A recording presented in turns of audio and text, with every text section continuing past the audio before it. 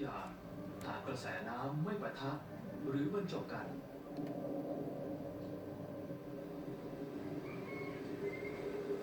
และหากไม่มีระดับการผลิตขั้นต้นที่ฐานห่วงโซ่อาหารคงไม่มีสัตว์ใดที่สามารถอยู่ที่นี่ได้สักตัวเดียวแต่และการผลิตที่สมบูรณ์ซะจนสามารถประทังสุดยอดนักล่าบนบกของโลกได้หมีวางเดิมพันไว้ที่นี่สูงมากจนมันไม่สามารถอยู่ที่อื่นได้มันต้องพึ่งห่วงโซ่อาหารด้านล่างและแผ่นน้ำแข็งเพื่อเอาตัวรอด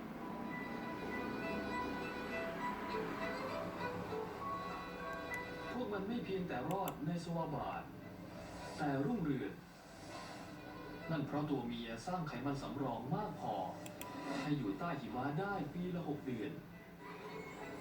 ไม่กินอะไรสักอย่าง